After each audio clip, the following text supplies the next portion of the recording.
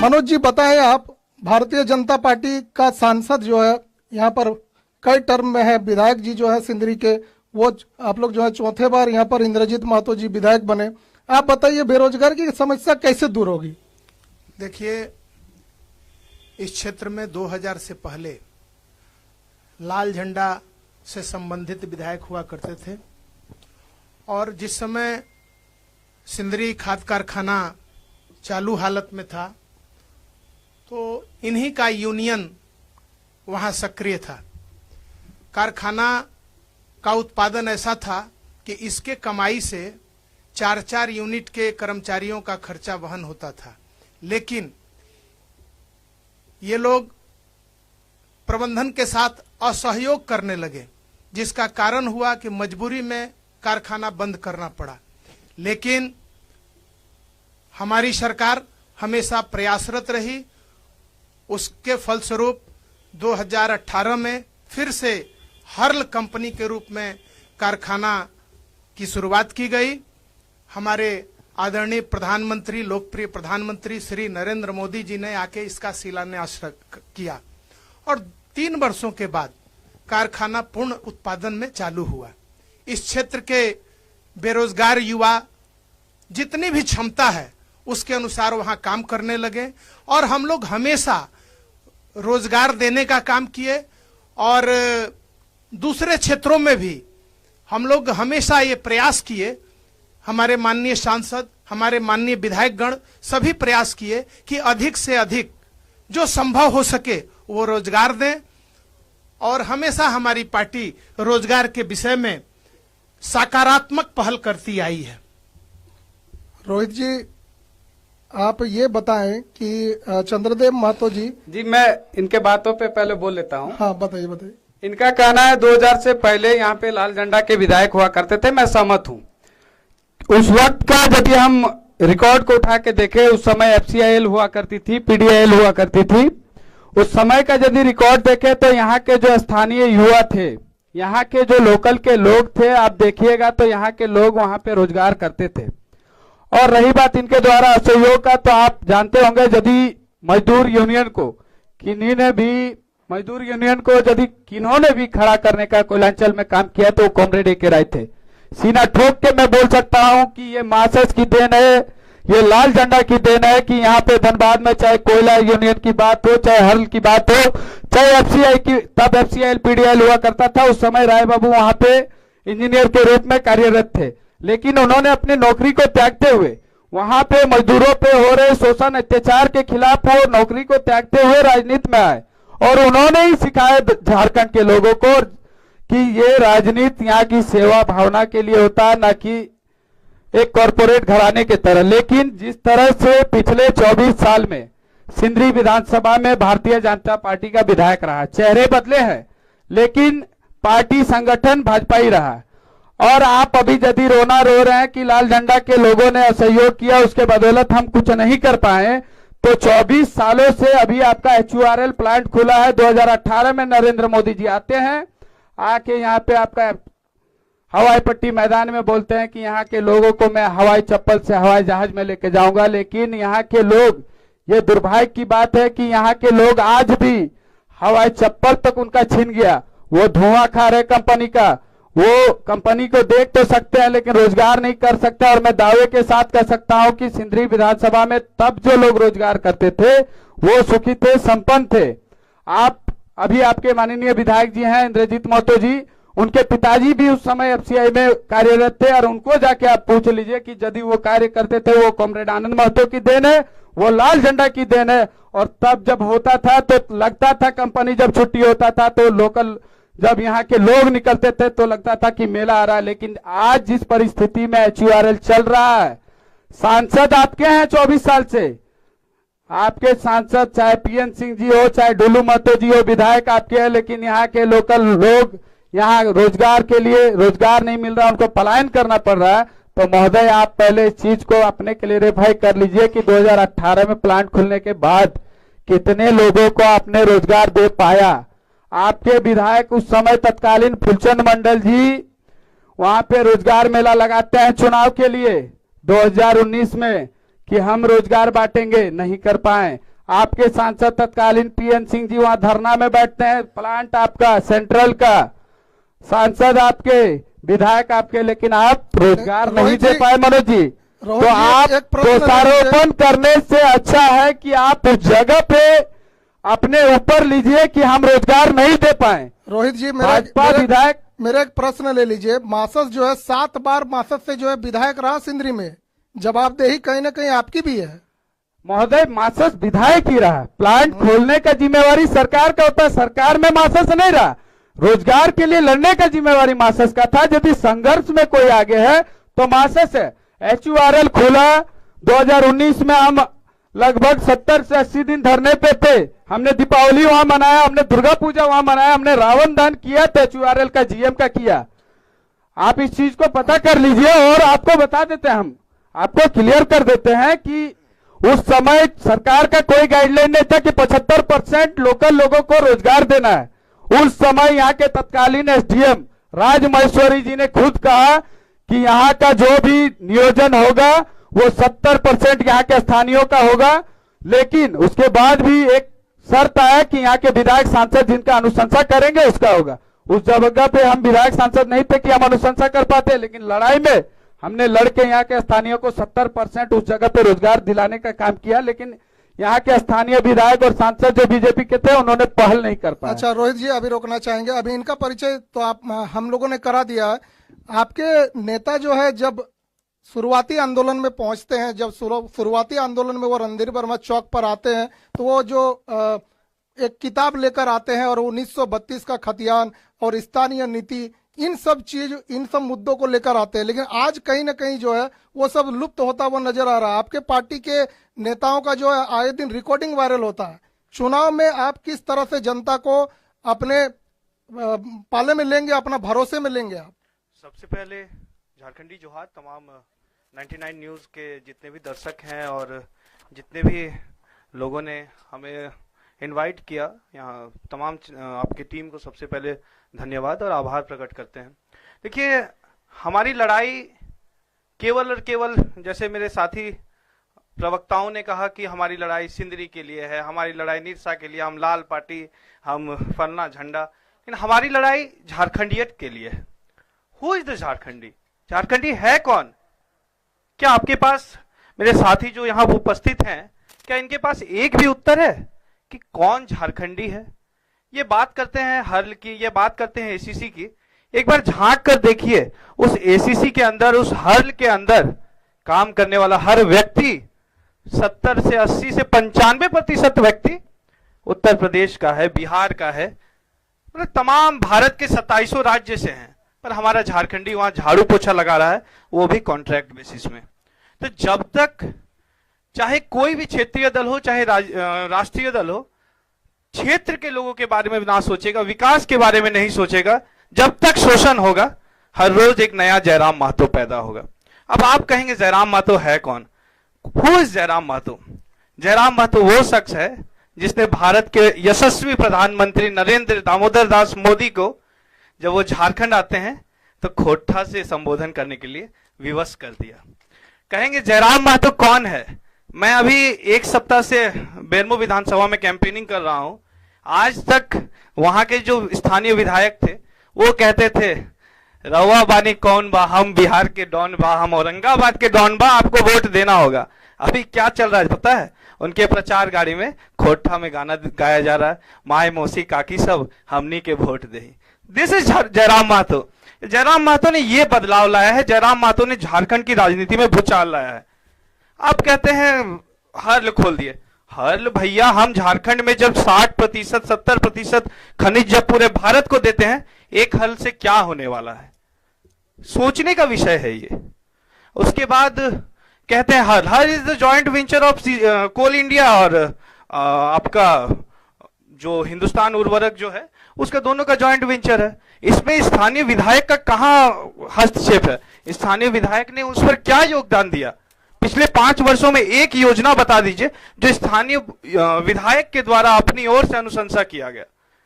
कहीं ना कहीं अच्छा, झारखंड पूरी बाहर के लोगों से इतनी आप लोगों को चिढ़ क्यों है? क्या यूपी बिहार के लोग झारखंड में आकर भैया रोजी भैया रोजगार नहीं भैया कर सकते हैं? भैया हम लोगों को किसी प्रकार का चिढ़ नहीं है। आप कह दीजिए आप बिहारी हैं और हम झारखंडी हैं, आप बोल दीजिए हम बिहारी नहीं है, कल से आप झारखंडी हैं भैया।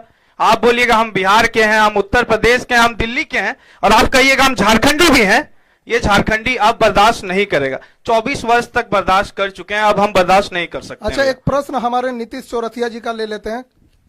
क्योंकि देखिए आपकी हमारे सवाल जेएलकेएम पार्टी से हैं, क्योंकि आपकी जो पार्टी है कहीं न कहीं बाहरी और भीतरी के भी जो है कहीं न कहीं ये लोग बाहरी लागू हम लोग भीतरी लागू हैं, तो इसको भी लेकर जो है चुनाव में जो है प्रचार प्रसार इसको आप कितना मानते हैं? नहीं भैया, we are working on development, हम डेवलपमेंट पे काम करते हैं। आप आज से पूर्व जितने भी अस्पतालों को देखें, सरकारी आप यहीं धनबाद में आप देखिए ना, पीएमसी जाके परिस्थिति क्या है। हम झारखंड में जो अस्पताल है, जो खंडहर बनते जा रहे हैं, उन अस्पतालों को सुधारने की ही बात नहीं करते हैं। हम उस अस्पतालों में जांच हमारा केंद्र सवाल तक को खोलने आप की बात भटका करते रहे हैं जेएलकेएम साहब। हमारा सवाल हमारा बाहरी भीतरी के लेकर है कि बाहरी आपको- भीतरी भैया, बाहरी भीतरी की कोई बात नहीं करते हैं। आज अगर झारखंड के लोग जाकर बिहार में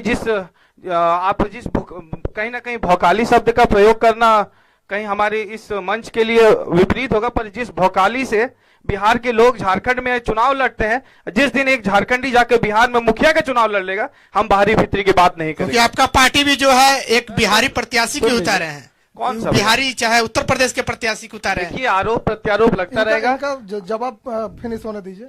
आरोप प्रत्यारोप लगता रहेगा। आज हम लोगों ने जो टिकट की वितरण की है, वितरण का सिलेक्शन किया है, मैं उस कमेटी का उस मेंबर था, 7 लोगों के मेंबर्स में। हम लोगों ने पूरी जांच पड़ताल के साथ टिकट दिया। हमारी लड़ाई खतियान की है, हमारी लड़ाई झारखंडी पहचान की है, झारखंड में किस प्रकार विकास हो सके। एक भी प्रत्याशी ऐसे नहीं है जो झारखंड के नहीं है, सबके पास सबका खतियान का वेरिफिकेशन किया गया। रुस्तम अंसारी के बारे में थोड़ा सा बता दीजिए। रुस्तम अंसारी जी झरिया से हैं और झरिया के स्थानीय निवासी हैं। आरोप प्रत्यारोप लगता रहेगा, उससे हमें फर्क नहीं पड़ता है। हमारी वेरिफिकेशन टीम उनको वेरीफाई करके ही हमने उन्हें टिकट दिया। जी शंकर, आपका सवाल क्या रहेगा? नहीं सर, देखिए अभी जो पार्टियां हैं एक मिनट रोहित जी, एक सवाल कर लेने दीजिए। धनबाद का मुद्दा ले ले तो धनबाद में क्या है कि गया पुल, झरिया चल जाइए प्रदूषण, सिंदरी चल जाइए कारखाना। सिंदरी में जब कारखाना बंद था तो क्या वहां के लोग भूखे मर रहे थे? तो एक चीज को लेकर मुद्दा क्यों बनाया जाता है हर बार राजनीति में? विकास की बात आप लोग क्यों नहीं करते हैं कि उससे हटके कि हम लोग क्या करेंगे, ये रणनीति है। तीनों से ये सवाल है, जवाब दीजिए। सबसे पहला बात, मनोज जी आप जवाब दीजिए, आप काफी देर से रुके हुए हैं। हम पहले जवाब सुशील मंडल जी का देते हैं कि इन्होंने कहा कि झारखंड में बाहरी लोगों का माने जो रह करके यहाँ व्यवसाय कर रहे हैं, यहाँ रह रहे हैं, तो झारखंड के लोग क्या बाहर नहीं जा रहे हैं? अगर किसी झारखंडी बच्चा का चयन होता है आईआईटी दिल्ली में, हैदराबाद में, आईआईटी बंगलोर में अगर चयन होता है तो वो जाता है, वहां से शिक्षा ग्रहण करता है। अगर नौकरी मिलता है तो वो दूसरे प्रदेशों में जाता है, शिक्षा ग्रहण करता है। तो दूसरे प्रदेश के लोग, चूंकि हम लोग भारत देश में रहते हैं, हम सब एक हैं, हमारा जन्म कहीं भी हुआ हो, हम कहीं के भी रहने वाले हैं। जैसे हम ओरिजिन बिहार के रहने वाले हैं, लेकिन मेरा जन्म यहाँ सिंदरी में हुआ है। कोई भी पता कर सकता है, वहां अस्पताल में हमारा जन्म हुआ है। तो ये बताएंगे कि हम बिहारी हैं कि झारखंडी हैं? हमारे पूर्वज रहते थे बिहार में, हमारे पूर्वज बिहार में रहते थे। सर आप कॉन्स्टिट्यूशन को अगर पढ़े होंगे, लेकिन कॉन्स्टिट्यूशन को अगर पढ़े होंगे तो सबसे पहला सुनिए, हम आपके बात को नहीं काटे, मेरा बात को आप प्रेम से सुनिए। चूंकि समय मिला है तो अपने बातों को कहिए, हमारा बात जब पूरा हो जाए उसके बाद आप अपना कहिए सर, कहिए, सुन लेते हैं। तो मेरा कहना है कि आप तो बांटने का काम कर रहे हैं। नहीं, पहले आप एक चीज बता दीजिए कि आप विनोद बाबू को जब सवाल एकदम मानते हैं विनोद बाबू, आपके पार्टी आपका संगठन पूरे विनोद बाबू को मानता है या नहीं मानता? पूजनीय थे। विनोद बाबू को पूरा धनबाद ही नहीं, पूरा झारखंड, पूरा बिहार मानता मनोज जी, था। आप ही के- विनोद बाबू आप ही- को मनोज न जी, मानने एक वाले चीज आप सुन हैं। लीजिए। अगर आप यही- विनोद यही- बाबू को मानते मनोज जी, तो आप मनोज माले जी, में नहीं जाते, मनोज आप जी, उनके आत्मा सुन लीजिए। को खत्म नहीं करते। एक मिनट सुन लीजिए मनोज जी। विनोद बाबू का विनोद आत्मा बाबू को आप ही MCC के- था, आप ही जिन- के जिस संगठन पार्टी के को जो उन्होंने सिंधी खड़ा किया, विधानसभा- लेकिन आपने नहीं, उस पार्टी मनोज जी, का ही नाम बदल दिया, मनोज जी, उनके एक- आत्मा को ही बदल दिया। मनोज जी सुन लीजिए, आप हैं सुनने की भी विनोद क्षमता बाबू रखें। करने वाले विनोद- आप ही के संगठन के रोजनी नेता है, और- विनोद बाबू की पूजा करते हैं। विनोद बाबू के आप- जन्मदिन आपका पर, विनोद संगठन बाबू का के शेयर शहादत नहीं दिन है। पर हम वहाँ मेला लगाते हैं। आप नहीं लगाते हैं। आप नहीं देखिए, लगाते, आप उसके लिए अगर विनोद विनोद बिहारी बाबू को महतो मानते समिति हैं का तो गठन है। आप इस सर, विनोद सबसे बाबू पहले- का आत्मा सबसे पहले ये MCC हुआ कौन- करता था। मनोज जी थोड़ा रोहित जी को भी बोलने दीजिए, इस मौके में बोलने सुन लीजिए। दीजिए। सबसे पहले ये कॉन्फ्रेंस तो ये डिबेट नहीं है। एक सबसे पहले मिनट, एक मिनट सुशील जी, ठीक है, थोड़ा सा जवाब नहीं देने देखिए, दीजिए रोहित जी। अगर सुन लीजिए, मेरा बात तो सुन लीजिए। आप उसके बाद आप विधानसभा से आपके जो जवाब प्रत्याशी हैं, जी उनके जो चुनावी एजेंट है, उन्होंने यही 99 के स्टेज पे बोला हम विनोद बाबू को नहीं मानते हैं। तो ये आप क्लियर कीजिए कि आपका जो चुनाव एजेंट है वो बोल के गए कि हम विनोद बाबू को नहीं मानते हैं, तो क्यों नहीं मानते हैं विनोद बाबू? भारतीय जनता पार्टी ने विनोद बाबू के नाम पर हमारे माननीय विधायक इंद्रजीत महतो ने, हमारे माननीय विधायक राज सिन्हा ने और जितने भी हमारे विधायक हैं इस क्षेत्र के, सबने मिल करके जब भारतीय उस जनता समय पार्टी के इंद्रजीत महतो जी विधायक नहीं बने थे। पहले आप जानकारी पूरा ले लीजिए। उस समय पहले आप इंद्रजीत मतलब चुनाव के लिए सिर्फ नाम बेचने का काम मत उस समय कीजिए। फूलचंद मंडल चुनाव विधायक के थे। लिए आप नाम उस समय बेचने का फूलचंद काम मंडल मत विधायक थे कीजिए। हमारे। उस समय फूलचंद मंडल यहाँ भारतीय के जनता पार्टी छात्र विधायक थे। नेताओं ने और हमारे यूनिवर्सिटी ही का मांग विधायक किया के प्रयास कि से भारतीय जनता विनोद पार्टी ने बाबू कोयलांचल यहाँ के विश्वविद्यालय की छात्र स्थापना नेताओं की ने गई थी। तो विनोद बाबू लगातार को हम संघर्ष पूछते किया, हैं, उसके बाद विनोद यहाँ बाबू हमारे विश्वविद्यालय आत्मा स्थापित हुआ। है। और विनोद एक- बाबू के शहादत दिवस पर, विनोद बाबू के जन्म दिवस पर भारतीय जनता पार्टी मेला लगाने का सर एक सवाल आपसे। विनोद बाबू कौन- हमारी नहीं, आत्मा नहीं, है। नहीं, जवाब जहाँ देने विनोद दीजिए। बाबू को सुशील बेचने जी का का- काम किया। आप क्लियर और कीजिए आप कि विनोद मेरा बाबू विनोद- को सुशील जी विनोद को- बिहारी उनका महतो बनाया जयंती- हुआ एमसीसी दल था, उसको बंद करके, उसको समाप्त करके आप माले में अपना विलय न करते। आपने तो विनोद बाबू के आत्मा के को भी छला है। आपने महोदय- विनोद बाबू के साथ धोखा किया है। आप इस चीज को मानिए। सुन लीजिए, विनोद बाबू संगठन को स्थापना किन्होंने किया, पहले जानकारी लीजिए। आप पहले उस चीज का जानकारी ले लीजिए। आप आधा अधूरा जानकारी के साथ कुछ भी बोल बता सकते दीजिए, हैं। आप बता शंकर जी, दीजिए। आप सवाल आधा अधूरा जानकारी के साथ कुछ भी आप बोल बता सकते दीजिए कि हैं। MCC की आपने स्थापना अभी किसने बोला, आपने पहला अभी बोला कि विनोद बिहारी महतो जी का जयंती भारतीय जनता पार्टी लगाता है। जी। तो जी कैसे बता दीजिए यार, कौन बैनर पे लगता है विनोद बाबू का जयंती? आप विनोद उसको बाबू क्लियर के- कर दीजिए। विनोद बाबू के सिंदरी में, बलियापुर में, हाँ जहां शहादत दिवस का, जी बिल्कुल बोलिए। वहीं पर हम लोग मेला लगाते हैं, उत्सव आप मनाते लगाते हैं। हैं, 7 दिन आप लगाते हैं। भारतीय जनता पार्टी के कार्यकर्ता लगाते हैं। भारतीय जनता पार्टी जी। के कार्यकर्ता नहीं, उसमें सभी दल के नेता रहते हैं। आप सभी पता दल कर को हम लीजिए। आमंत्रित आप करते मनोज हैं। जी उसमें सभी नहीं है। दल के लोगों को हम आप आमंत्रित आमंत्रित करते करने हैं वाले उसमें कि आप नहीं है। आइए। एक सवाल मेरा। अभी आपने जो जेल के मालिक साहब है उनसे उनको बोला कि आप लोग बांटने का काम करते हैं, जबकि आपके पार्टी बटेंगे और इसका कटेंगे का जवाब नारा देने देते का हैं। समय दीजिएगा तब नहीं, बटेंगे डिबेट बना के और रखें। कटेंगे का हमारा अर्थ दूसरा है। हम एक साथ रहेंगे। सर अर्थ सर हमारे 99 के दर्शक वो जानना चाह रहे हैं कि बटेंगे कटेंगे का नहीं, क्या अर्थ है? आप अकेले कोई जंग नहीं जीत सकते हैं। आपको मिल करके कोई भी काम करना है। इसका अर्थ ये है, ये नहीं है कि बटेंगे तो कटेंगे। इस पर हमारा रुख जान हमारा करेंगे। रुख- जेएलकेएम के जो है प्रतिनिधि हैं वो जो है रुख करेंगे कि बटेंगे कटेंगे लेकर क्या कहेंगे। सबसे पहले तो दूसरे राज्यों के ऊपर जो उन्होंने सवाल किया, तो सर आप लगभग आपका उम्र हमको लगता है 50+ है। एक बार कॉन्स्टिट्यूशन को पलट के देखिएगा सर कि सिंगल डोमिसाइल पॉलिसी क्या है। आप किसी एक राज्य के डोमिसाइल को अपनाइए, जेएलकेएम आपका झारखंड में स्वागत करता है। इसके बाद आप लोग नारा देते हैं बटेंगे तो कटेंगे। सर जेएलकेएम नारा देता है बट गए, अगर हम लोग बटेंगे तो बाहर जाके खटेंगे, बटेंगे तो पलायन बाहर होगा सर। तो मिलकर एक नया झारखंड का सृजन करते हैं। मिलकर झारखंड में किस प्रकार रोजगार को बढ़ावा दिया जा सके, किस प्रकार झारखंड के एजुकेशन को सुधारा जा सके, जेवीकेएसएस झारखंड लोकतांत्रिक क्रांतिकारी मोर्चा इस पर काम करती है। हम बांटने का काम नहीं करते हैं, हम डेवलपमेंट के ऊपर काम करते हैं, हम लाइब्रेरीज खोलने के ऊपर बात करते हैं। हम आपके खेत में कौन सा फसल उगेगा ना सर, आलू उगेगा या गेहूं उगेगा, इसका आप अगर चाहें तो इसका भी कृषि अनुसंधान केंद्र से जांच कर किसानों को बता सकते हैं। लेकिन आज इससे पूर्व जितने भी सरकार रही उन्होंने सूखा घोषित करके उसमें पानी ना पहुंचाने के लिए और उनको पैसा देने का काम किया है। तो रिसर्च एंड डेवलपमेंट पे काम करके हम नया झारखंड बनाने के लिए आए सर, हम बांटने के लिए नहीं आए हैं। और एक बार और सर, हमारे ऊपर अभी तमाम झारखंड की जनता नजर बनाई हुई है तीनों के ऊपर, तो हम दोनों अपने आप से भी आग्रह करेंगे सर कि ये कॉन्क्लेव है, डिबेट नहीं है, तो कॉन्क्लेव की मर्यादा को बनाए रखें। जब मैं कहूंगा तो आप लोग इसका जवाब ना दें, मेरा आवाज खत्म होने के बाद आप कहें। लीजिए आप लोग कंटिन्यू कीजिए, सवाल रोहित कीजिए। जी, एक सवाल है, चूंकि मैं सिंदरी विधानसभा में ग्राउंड रिपोर्टिंग करता हूं, जनता जो है वो कह रही है कि 1971 में बनी मासस जो AK राय विनोद बाबू के द्वारा जो है बनाया गया था, 1971 से निरंतर चली आ रही इस पार्टी को, ऐतिहासिक पार्टी को विलय करने का क्या मतलब है माले में? क्या सिर्फ महागठबंधन में आकर चुनाव लड़ने का ही उद्देश्य था क्या? देखिए, इसका हम क्लियर यदि समझे साफ शब्दों में, तो मासस का जो विलय भाकपा माले में हुआ, वो आज देश में जिस प्रकार की परिस्थिति बनी है, कॉरपोरेटवाद, फांसीवाद को जिस प्रकार से भारतीय जनता पार्टी के द्वारा और यहाँ के जो केंद्रीय मंत्री, प्रधानमंत्री के द्वारा बढ़ावा दिया जा रहा है, उसके विपक्ष में यदि हम समझे तो कम्युनिस्ट और लाल झंडा ही ऐसा विकल्प है जो सीधा उनसे टक्कर लेता हो। दूसरे दलों के ऊपर मैं नहीं जाता हूं।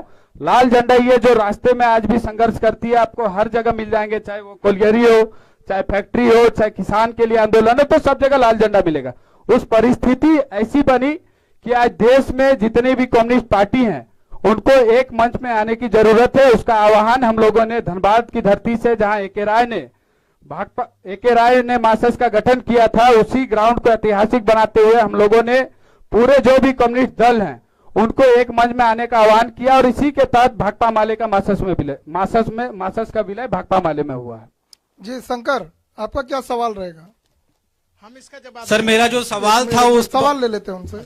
मेरा जो सवाल था उसे आप लोग तीनों भटक गए। मेरा सवाल जो था कि धनबाद में गया पुल और सिंदरी की बात करें तो वहाँ कारखाना, और झरिया की बात करें तो प्रदूषण, इससे हट के क्या मुद्दे होंगे महिला सशक्तिकरण, रोजगार को लेकर? बाकी सब चीजों में आप लोग बात क्यों नहीं करते हैं सर? एक एक चीज को लेकर खड़े आगे की बात करिए कि हम लोग क्या करेंगे, क्या विकास के लिए क्या काम करेंगे। हम पहले अपने मित्र रोहित महतो जी का जवाब देना चाहते हैं कि रोहित महतो जी ने अभी कहा कि हम जो है सो मतलब MCC का विलय माले में किए विकास करने के लिए।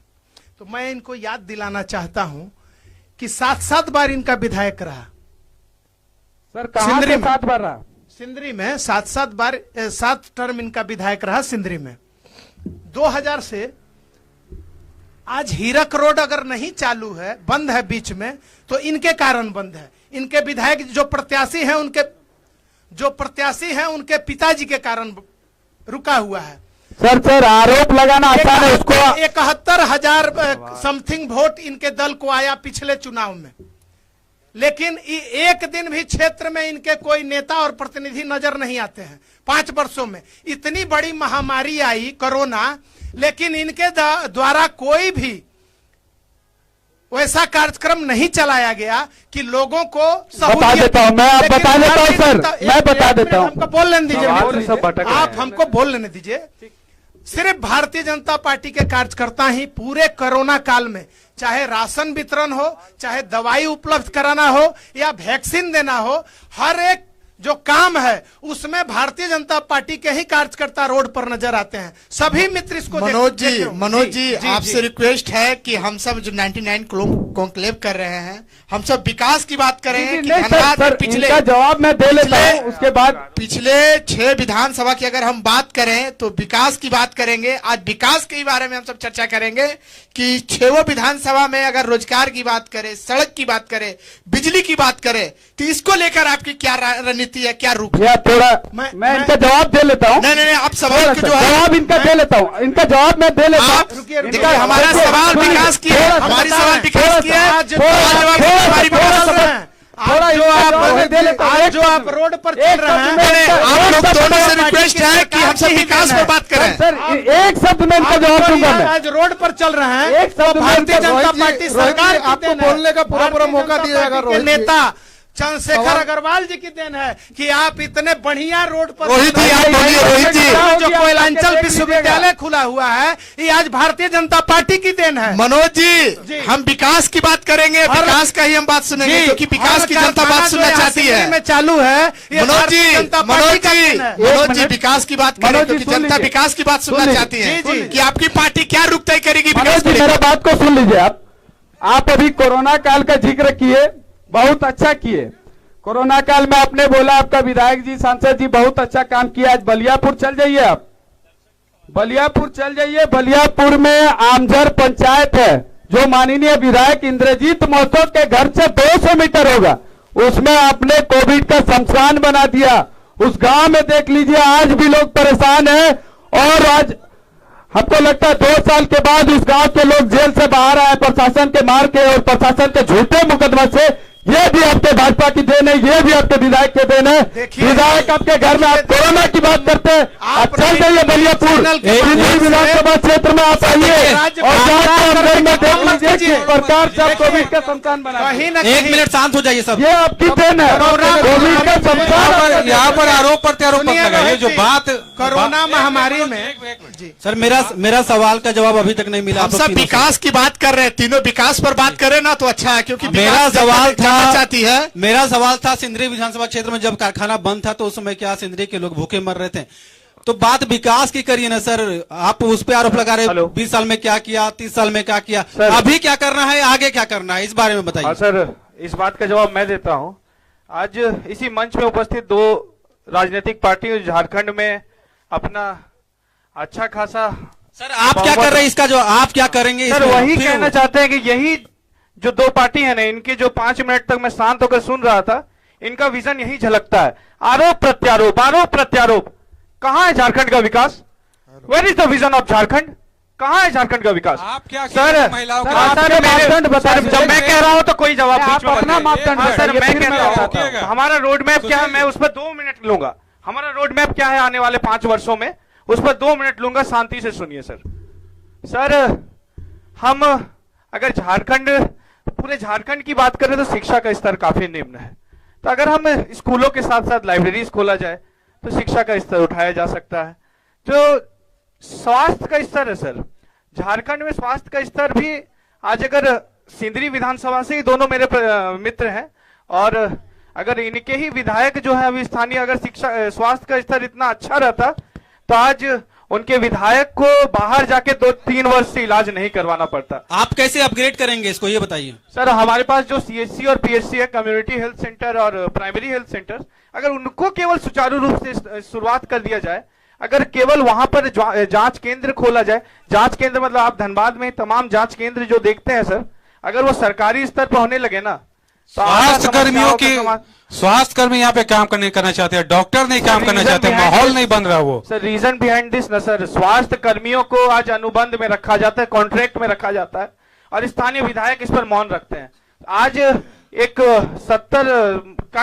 50 साल से कोई व्यक्ति अगर वहां काम कर रहा है और वो अभी भी अगर दिहाड़ी मजदूर की तरह 500 या 400 रुपए में काम करेगा, तो कहीं ना कहीं उनके साथ भी शोषण हो रहा है। और इस शोषण को अगर स्थानीय विधायक, आज धनबाद में हम खड़े हैं, धनबाद के स्थानीय विधायक को देख लीजिए ना, यही बगल में उनका घर है 2 किलोमीटर में।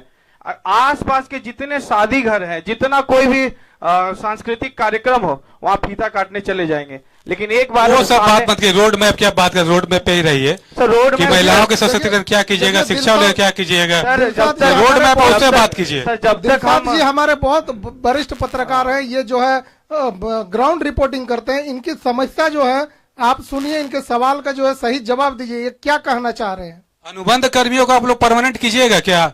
आप लोग घोषणा पत्र में है ये? हाँ, उसमें हमारा एक क्राइटेरिया रखेंगे सर, उसको फिल्टर आउट करने के लिए कि एक टाइम पीरियड होना चाहिए सर, 3 वर्ष या 5 वर्ष, जिन्होंने अनुबंध कर्मी के रूप में, ऐसा हम नहीं कहेंगे कि आज आए अनुबंध कर्मी के रूप में और कल हम उनको परमानेंट कर देंगे।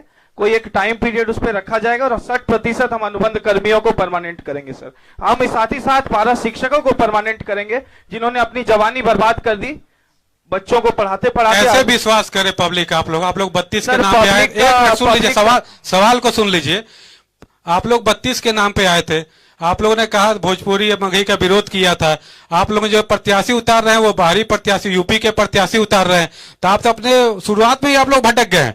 आपके पार्टी सुप्रीमो पे आरोप लग रहा है कि पैसा लेकर वो टिकट बांट रहे हैं, ऑडियो वायरल हो रहा है कि 1 रुपया बांटा जाएगा, तो कैसे विश्वास करे जनता आप पर? सर आरोप प्रत्यारोप चुनावी दौर में ही चलता है। ऑडियो वायरल हुआ, ऑडियो वो सत्य है या गलत है उसको बता दीजिए कम से कम यहाँ पर। जो रिजवान और सुप्रीमो का ऑडियो सत्य है? नहीं सर, वो ऑडियो अभी भी जांच के दायरे में है। हम लोगों ने उस पर जांच कमेटी गठन की है और वो आप लोग की जांच पे भी आरोप लगता है। रिजवान को आप लोग बालू मामले में पद से विमुक्त कर देते हैं। सुन लीजिए, बातों को सुन लीजिए। और उसमें आपके सुप्रीमो का बात रहता है कि हम महासचिव ने किया, मैं चूंकि 3-4 दिन बाहर था तो महासचिव ने कर दिया, तो ये कैसे आपने पद से उसको विमुक्त कर दिया? उसके बाद 5-6 बाद जब रिपोर्टर सवाल करते कैसे विमुक्त किया, तो उसके बाद दूसरा जो रिलीज जारी करने आता तो बोलते कि नहीं रिजवान उसमें सही था, सज्जाद नाम का प्रत्याशी वो उसमें दोषी था। सर कहीं ना कहीं जो झारखंड सवाल हम लोग सबसे करेंगे, आप लोग शांत रहिए। सबसे पहले मेरी बात को सुनिए ना। आज रिजवान की बात करें ना सर, आप लोग में देखी जा रही है, रिजवान की बात करें ना। आज झारखंड की जो राजनीति का स्तर जो है ना, आप लोग कंफर्टेबल नहीं रह पाते हैं सर। झारखंड की राजनीति का जो स्तर है ना, देखिए आज एक प्रत्याशी गांडे हमने भेजा और उस पर किस प्रकार से क्या किया गया कि उसे खरीद लिया गया। तो कहीं ना कहीं झारखंड की राजनीति को जो जिस प्रकार घुमाया फिराया जा रहा है ना जेएमएम और भाजपा की तरफ से। सुशील जी, जब आप उनको पूरा बात पूरा करने दीजिए। बात उनको पूरा रखने दीजिए, क्योंकि सवाल जो है एक्चुअली मीडिया में ये है, लेकिन ये लोग जल्दी आते नहीं मेन स्ट्रीम मीडिया के सामने। दिक्कत इनके साथ ये है, आज चूंकि आए हैं, क्योंकि मैंने भी जो कॉन्क्लेव आयोजन किया था तो मैंने काफी इनके जिलाध्यक्ष हैं उनको बोला कि प्रवक्ता की लिस्ट दीजिए। मोतीलाल जी से मैंने बात किया, प्रवक्ता की लिस्ट दीजिए। तो हम लोग को थोड़ा सा असुविधा हो रहा है जेल के प्रवक्ता को यहाँ पे लाने में। हालांकि संजू ने काफी मेहनत किया, सुशील जी ने समय दिया, उसके लिए काफी धन्यवाद इनका है। तो जो सवाल हमारे मेन स्ट्रीम मीडिया के मन में है, वो चूंकि सुशील जी अपने ऊंचे पोस्ट पे हैं, तो हम लोग चाह रहे थे कि वो सवालों का जवाब दे जो आम जनता के बीच में है। ये देखिए, एक सवाल मेरा रहेगा जेल कैंप वाले साहब से। 2 दिन पहले एक जेल कैंप की महिला मोर्चा की यहाँ महिला आई थी, उन्होंने प्रतिनिधि बनकर अपनी बात रख रही थी। तो हमारे रिपोर्टर से जब पूछा गया कि एक प्रत्याशी है उनको वहां टिकट क्यों दिया गया, तो उन्होंने कहा कि वहां मुस्लिम की संख्या बहुत ज्यादा है। तो क्या आप मुस्लिम को खाली वोट बैंक समझते हैं? सर सबसे पहले अगर हम मुस्लिम को वोट बैंक समझते तो धनबाद से हो चाहे रामगढ़ से हो तो हिंदू प्रत्याशी नहीं देते। सारठ में भी अगर देखा जाए तो वहां पर हम मुस्लिम प्रत्याशी देखें तो झारखंड में भी एकमात्र पार्टी झारखंड लोकतांत्रिक क्रांतिकारी मोर्चा है सर, जो धर्म से उठकर जाति से उठकर डेवलपमेंट के लिए काम करती है। और जो युवा जिसने 2.5 साल तक हमारी भागीदारी दिखाई है हमारे आंदोलन में, जिन्होंने मेहनत किया है, हम टिकट उन्हें ही दे रहे हैं। जेएमएम वाले से एक सवाल होगा मेरा। आप लोग अभी चुनाव के समय मैया समान योजना और जो 200 यूनिट बिजली फ्री और भी कई योजना लेकर आ रहे हैं। अभी आप देखिए पीएमसीएच का क्या हाल है, सरकारी जो क्षेत्रों का क्या हाल है। मतलब क्या चुनाव के समय में आप लोग को ये योजना की अगर फंड है आपके पार्टी के पास इतना पैसा, तो लगातार गरीबों को उत्थान के लिए काम क्यों नहीं कर रहे थे आप? सुपर स्पेशलिस्ट हॉस्पिटल काफी दिन से बन के पड़ा हुआ है, उसमें मैन पावर की सप्लाई नहीं, वो अब खंडहर में तब्दील हो रहा है। करोड़ों की लागत से सुपर स्पेशलिस्ट हॉस्पिटल बना है। आपको पता है कि शहीद निर्मल महतो मेडिकल कॉलेज में बाहर के जिले के भी आते हैं मरीज वहां पे, तो उसमें आप लोग मैन पावर सप्लाई नहीं कर पा रहे हैं। और चुनाव के समय जब विपक्ष का आरोप है कि आप लोग मैया समान योजना को लागू किया है, और उसमें एक और बात जोड़ दे कि उसमें कहा जा रहा है विपक्ष की तरफ से कि मैया समान योजना की राशि बहू को तो मिल रहा है, लेकिन सास को जो मिलता था वृद्धा पेंशन वो नहीं मिल रहा, दिव्यांगों को जो मिलता था वो नहीं मिल रहा। तो उनका पैसा रोक कर आप लोग मैया समान योजना पे फोकस कर रहे हैं। देखिए, रहा बात मैया सम्मान योजना का, तो विपक्ष का काम है आरोप लगाना। उन्हीं के द्वारा पीआईएल दायर किया गया था जिसको कोर्ट ने खारिज कर दिया। तो अब साफ शब्दों में है कि मैया सम्मान योजना यहाँ के महिलाओं को सम्मान देने के लिए था, और जो विपक्ष है उनके घर के परिवार के लोग ज्यादा उसका लाभ ले रहे हैं। ये भी आप जांच करवा सकते हैं। और जहां तक रहा हॉस्पिटल का, तो देखिए कोविड काल ऐसा था कि सभी को उसमें परेशानी झेलना पड़ा। उसके बाद बीते हुए 3 साल हो गया सर। सुन लीजिए सर, सुन लीजिए। गाड़ी को मिला आप लोग को, विधायक आपके तो पेमेंट उठाए, ऐसा पेमेंट वो नहीं उठाए, वो पूरा बात सुन लीजिए सर। उसके बाद विपक्ष के द्वारा यहाँ पे यहाँ के सरकार को गिराने का लगातार प्रयास, यहाँ के मुख्यमंत्री को जेल में डालने का प्रयास और तरह तरह के हथकंडे अपनाए गए हैं यहाँ के विकास को बाधक बनाने के लिए। तो बस यही कारण है कि अभी तक हम लोग सही ढंग से काम नहीं कर पाए, लेकिन निश्चित तौर पे हम बता रहे हैं कि इस बार मनोज जी कुछ बोलना चाहिए। मनोज जी बोलिए। हम बताना चाहते हैं कि जब पिछले बार इनका घोषणा पत्र जारी हुआ था तो उसमें कहा गया था कि जो स्नातक युवा जिनको नौकरी हम नहीं दे पाएंगे उनको हम 5,000 रुपया महीना बेरोजगारी भत्ता देंगे।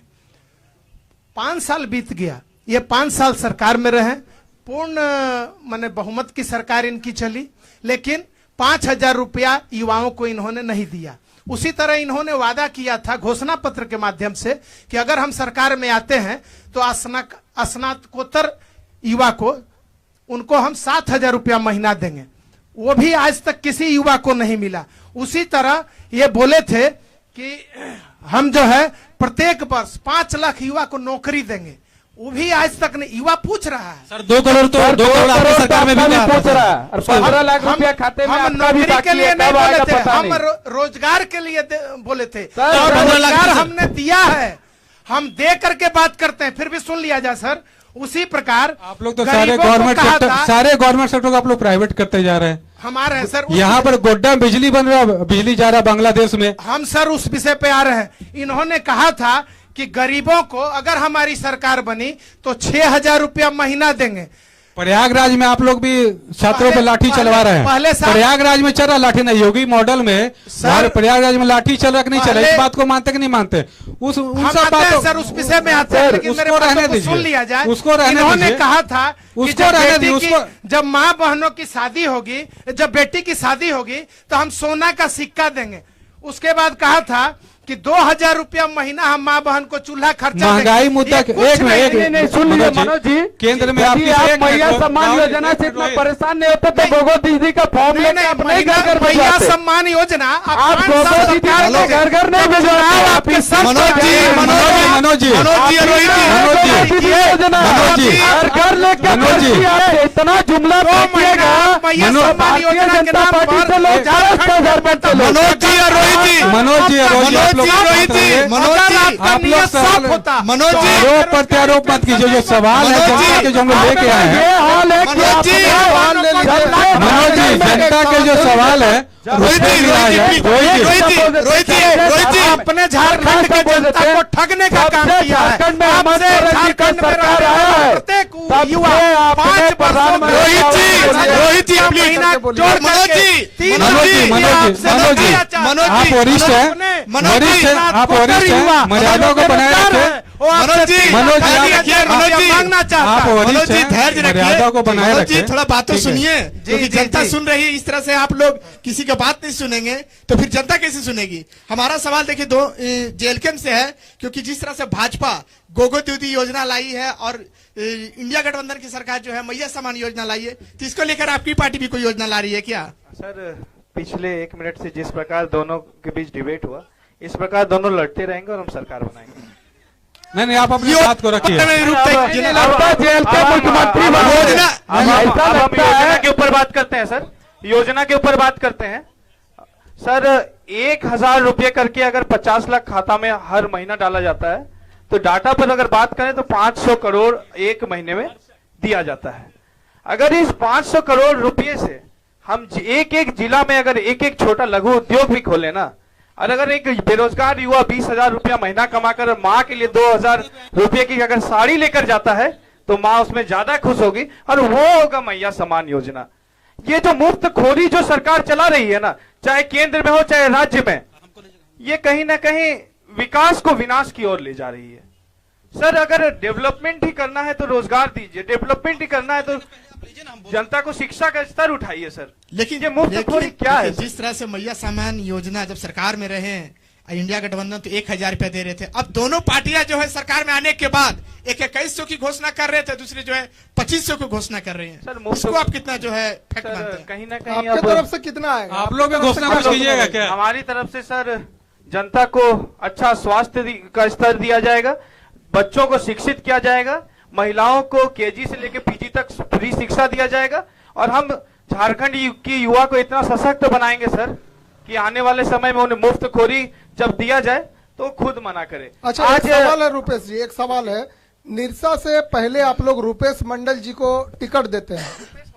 रूपेश मंडल का नाम आया था सर, हमने खुद देखा है, मैं कंफर्म हूँ। रूपेश मंडल जी को जो है आपके सुप्रीमो टिकट देते हैं, रातों रात जो है अशोक मंडल जी में वो चेंज हो जाता है। क्या ऐसा कारण? जनता का सवाल है ये, आपको जवाब देना चाहिए। सर रुपेश मंडल नहीं था वो, अश्विनी बावरी जी का नाम आया था। और निरसा के प्रत्याशी के लिस्ट में रुपेश मंडल नहीं, आपके सामने सुशील मंडल खड़ा है, वो सबसे रूपेश मंडल का नाम आया था। आप इन्फॉर्मेशन आपका गलत। सुधार दे, सुशील मंडल नहीं, अशोक मंडल इनके दल के प्रत्याशी हैं निरसा अभी में। फिलहाल अशोक मंडल जी हैं और इनसे प्रत्याशी अशोक मंडल ये सभी जगह अपने दो आप लोगों से निवेदन है कि इनको बात कृपया बारी बारी से बातों को रखने दिया जाए। यहाँ डिबेट नहीं, कॉन्क्लेव हो रहे हैं। नीतीश देखिए, अभी 99 कॉन्क्लेव का जो माहौल है वो काफी गर्म है, आरोप प्रत्यारोप चलता रहेगा। हमारे पास यहाँ पे कुछ कॉन्क्लेव में दर्शक आए, वो भी कुछ सवाल पूछना चाह रहे हैं। सवाल पूछते हैं, क्या आपका सवाल? मेरा बीजेपी के प्रवक्ता से एक सवाल है और मैं ये जानना चाहता हूं कि आपका एक स्लोगन बड़ा ही फेमस था और बहुत लोगों ने पसंद किया था, परिवारवाद। अभी आप इस पर क्या कहना चाहेंगे परिवारवाद के बारे में? क्योंकि ऐसा आरोप आप पर भी लग रहा है कि कई ऐसे प्रत्याशी हैं आपके जिनके परिवार से ही आते हैं, चाहे वो आप बागमारा के विधायक ले लें या सिंदरी का ही ले लें या फिर आप बाबूलाल मरांडी की बात कर लें या फिर अभी जो आपके चंपई सोरेन आप में गए हैं उनके परिवार के भी टिकट दिया गया है। तो इस पर आप क्या कहना चाहेंगे? अब आप परिवारवाद से खुश हैं या अभी भी आपका स्लोगन वो है कि परिवारवाद? हमारा दल और पार्टी हमेशा परिवारवाद के विरोध में रहा है। जहां तक बाघमारा का प्रश्न है तो हमारे माननीय सांसद श्री ढुल्लू महतो जी के भाई करीब करीब 20 वर्षों से, पिछले 20 वर्षों से क्षेत्र में सक्रिय थे और हमेशा सामाजिक बढ़ चढ़ के कार्य करते आ रहे थे। जहां तक सिंदरी का प्रश्न है, हमारे माननीय विधायक 4 वर्षों से बीमार पड़े हुए हैं, सभी लोग जानते हैं। और उनके बीमारी के हालत में उनकी धर्मपत्नी श्रीमती तारा देवी, जो आज सिंदरी की प्रत्याशी है, वो क्षेत्र में विधायक जी के अधूरे कामों को करने का काम कर रही थी। क्षेत्र के जनता के दुख सुख में मनोज जी रुकना चाहेंगे। काम तारा देवी कर रही थी या फिर उनके विधायक प्रतिनिधि कर रहे थे? इस बात को काम तारा देवी कर रही थी। विधायक प्रतिनिधि कर रहे थे या तारा देवी कर रहे थे? तो जनता मिलने जाती थी, वो तारा देवी उनको समय देती थी या फिर विधायक के प्रतिनिधि समय देते थे? तारा देवी समय देती थी। तारा देवी सभी कार्यक्रम में जाती थी। तारा देवी सभी लोगों से मिलती थी, सभी के दुख सुख में शामिल होती थी। ये आरोप लगाना पूर्णतः गलत है। चूंकि कोई भी विधायक है, कोई भी जनप्रतिनिधि है तो अपने प्रतिनिधि रखते हैं, चूंकि उनको हर जगह जाने का समय नहीं मिलता है। ये मान लिया जाए कि क्या बीजेपी में ऐसे कट्टर कार्यकर्ताओं की कमी हो गई है कि ढुल्लू महतो के भाई को टिकट दिया जा रहा है या फिर और दूसरे जगह पर भी उनके परिवार को टिकट दिया जा रहा है? क्योंकि ये परिवार, बीजेपी का हमेशा से ये नारा रहा है कि परिवारवाद नहीं चलेगा। तो क्या अब ऐसे वक्त में परिवार, जो बीजेपी के नेता हैं उनके परिवार बढ़ने लगे हैं, अब उनको सेटल किया जा रहा है? ये भी कई बार आरोप आप पर लग रहे हैं। नहीं, बीजेपी में कभी भी परिवारवाद को बढ़ावा नहीं दिया गया है। जो भी, मान लीजिए हमारे पिताजी राजनीति में हैं और हम भी राजनीति में हैं, हम भी समाज में काम कर रहे हैं और हमारे पिताजी भी विधायक हैं, तो हमको भी टिकट लेने का अधिकार है। लालू यादव के बेटे से क्या तकलीफ है आपको? लालू यादव के किसी नेता से क्या तकलीफ है? लालू यादव का प्रश्न है कि अगर मुख्यमंत्री बनाना होगा तो लालू यादव का बेटा बनेगा, लालू यादव का बेटी बनेगा। लेकिन हमारे दल में एक चाय वाले को आज प्रधानमंत्री बनने का गौरव प्राप्त है, एक आदिवासी महिला को आज राष्ट्रपति बनने का गौरव प्राप्त है। हमारे दल में कार्यकर्ता ही पूर्व मुख्यमंत्री के शिखर तक जा सकता है। पूर्व मुख्यमंत्री के बहू को विधायक बनने का भी हक है। वो समाज में काम कर रही हैं, पिछले 5 वर्षों से वो सक्रिय है जमशेदपुर पूर्वी में। आपका ये और उनको पार्टी ने टिकट दिया। तो ये आप मानते हैं कि जो बीजेपी के नेता हैं उनके बच्चे काम कर रहे हैं, जो बाकी अन्य दलों के नेता हैं उनके बच्चे काम नहीं कर रहे, पैराशूट से उतारे जा रहे हैं? सभी तो जनता चुन के भेज रही है ना। अगर वो मुख्यमंत्री बने तो जनता चुन के भेज रही है। हमारे जो वरिष्ठ नेता हैं वो देखते हैं कि कौन अधिक क्षेत्र में सक्रिय है, कौन सीट निकाल सकता है, उनको टिकट दिया जाता है। ये कहीं परिवारवाद के श्रेणी में नहीं आया है। भारतीय जनता पार्टी शुरू एक मिनट से जेल परिवारवाद के की एक विरोध मिनट करती रही। आपकी क्या प्रतिक्रिया है, क्योंकि पुरानी पार्टी है, विश्व की सबसे बड़ी पार्टी है ये परिवारवाद के आरोप को नकार रहे हैं, इसमें क्या कहिएगा? सर इस पर हम क्या कहेंगे, तमाम झारखंड की जनता जानती है। चाहे चंपई सोरेन जी का पुत्र बधू का टिकट हो, चाहे धनबाद से डोलो मातो जी के भाई का टिकट हो, चाहे अमित शाह के बेटे को क्रिकेट कितना अच्छा खेलना आता है, पूरा भारत जानती है। तो परिवारवाद अगर भारत में अभी सबसे ज्यादा सक्रिय कहीं पर है तो भाजपा में है। और अगर झारखंड में बात करें तो जेएमएम में भी है सर। आप देखिए क्या जेएमएम के किसी कार्यकर्ता, किसी महिला नेत्री में ये शक्ति नहीं थी कि कल्पना सोरेन जी को फील्ड में लाना पड़ा। तो अगर हम अपने हम आरोप प्रत्यारोप से हटकर अगर अपनी पार्टी के ऊपर बात करें तो हमने टिकट बेरोजगार पानेश्वर को दिया है सर। वो पता है दिहाड़ी मजदूरी करते हैं और आज देखिए मैं यहाँ पे थोड़ा सा रोकना चाहूंगा। दिहाड़ी मजदूरी आर्टिका में घूमते हैं आजकल इन दिनों। एक सेकंड, एक सवाल, जो भी नई पार्टी चुनाव प्रचार के लिए जाना पड़ता है नहीं सर, उनका चुनाव प्रचार आर्टिका- देखिए सर, एक क्षेत्र इतना बड़ा रहता है ना कि अगर साइकिल से घूमे तो एक साल में कंप्लीट उनके होगा। घर के बाहर 20 दिन में 6 समय महीने मिला से है, आर्टिका 20 कार दिन है। समय मिला है सर, पॉसिबल आर्टिका नहीं है। जैसे आर्टिका लग्जरी भाड़े कार का है है उनके सर, पास। भाड़े का। यहाँ हम भी आए तो भाड़ा का गाड़ी वही से- सर, मेरा एक चूंकि परिवारवाद पे यहाँ पे थोड़ी सी लंबा खिंचा रहा है, तो यही सवाल करना चाहता हूँ। जिसमें भी काबिलियत हो वो आकर के चुनाव लड़ सकते हैं, क्योंकि दर्शक ही उन्हें, जो वोटर्स है वही उनको वोट दे करके जिताते हैं। तो मुझे ऐसा लगता है कि अभी आपकी नई पार्टी है, आप पर भी इस पे बहस कर लेंगे कि परिवारवाद नहीं होना चाहिए। जब आपकी भी बड़ी पार्टी होगी, उनके भी बच्चे जब होंगे या उनके भी रिलेटिव होंगे तो शायद उनको भी मौका दिया जाएगा। और आम आदमी पार्टी का भी ये हमेशा से रहा है, तो ऐसा क्यों ना हो, क्योंकि ये तो जनता तय करती है। जनता जब तय करती है, जिताती है, हराती है, एक एक वोट पर मेहनत किया जाता है, तो ऐसा लगता है कि अब इस परिवारवाद का जो स्लोगन है वो धीरे धीरे खत्म होना चाहिए। और हर एक को, जैसा उन्होंने कहा कि सिंदरी से उनकी पत्नी, इनको क्यों नहीं टिकट दिया गया? क्या आप 30-40 सालों से, हमको लगता है 25 सालों से सिंदरी में काम कर रहे हैं, आपके बारे में बहुत ये था, तो क्या आप टिकट लेकर के बीजेपी की जीत नहीं दिला सकते थे? देखिए, हमारी पार्टी विश्व की सबसे बड़ी पार्टी है। हमारी पार्टी में आंतरिक लोकतंत्र है। हमारे पार्टी में अध्यक्ष, राष्ट्रीय अध्यक्ष, प्रदेश अध्यक्ष, जिला अध्यक्ष, मंडल अध्यक्ष और बूथ अध्यक्ष तक में चुनाव होता है। और चुनावी प्रक्रिया से, पूरे लोकतांत्रिक प्रक्रिया से हम लोग गुजरते हैं, तभी हम लोग में किसी को दायित्व मिलता है। उसी प्रकार टिकट के लिए भी हम सभी जो भी कार्यकर्ता विधानसभा के हैं आवेदन करते हैं।